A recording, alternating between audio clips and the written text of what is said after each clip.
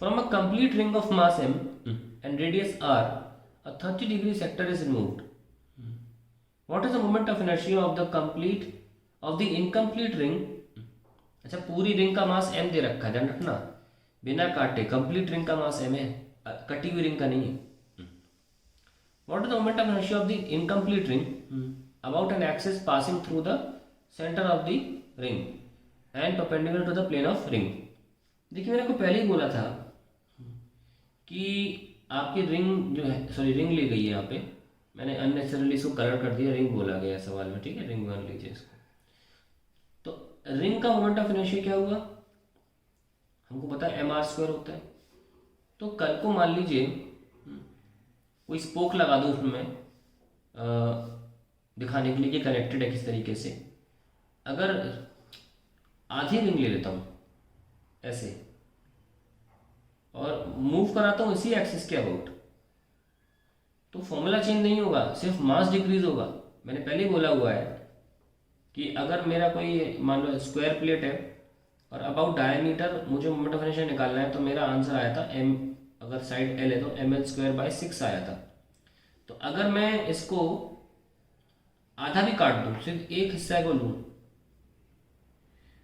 ऐसे, तो भी मेरा आंसर जो है ml²/6 ही आएगा.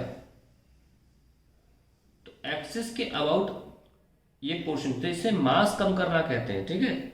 इन दैट केस अगर कल को मैं ऐसे इस सवाल के हिसाब से एक सेक्टर भी छोड़ दूं किसी थीटा एंगल का रिंग का, फॉर्मूला अब भी सेम रहेगा, mr², चेंज नहीं होगा फॉर्मूला भी mr² रहेगा.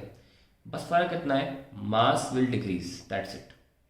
क्योंकि आपका एक्सिस ऑफ रोटेशन ये है, और जब ये छोटा सा मास बच के घूमता है ना इसके अबाउट, तो वो रिंग की शक्ल ही ले लेता है, ठीक है ना.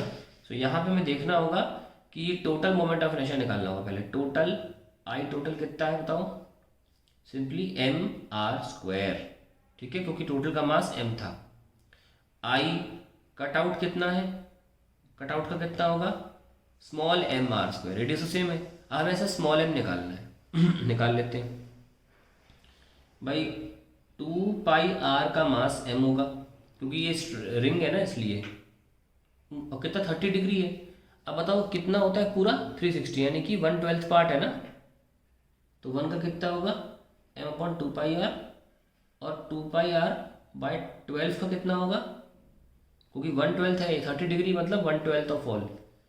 This will be m/2πr into 2πr/12, कितना आया m/12 आया, बस. तो लिख दीजिए m/12r². जैसे कि मास को रिप्लेस करता है रोटेशनल मोशन में मोमेंट ऑफ इनर्शिया, उस तरीके से मास की प्रॉपर्टी भी लेकर आता है.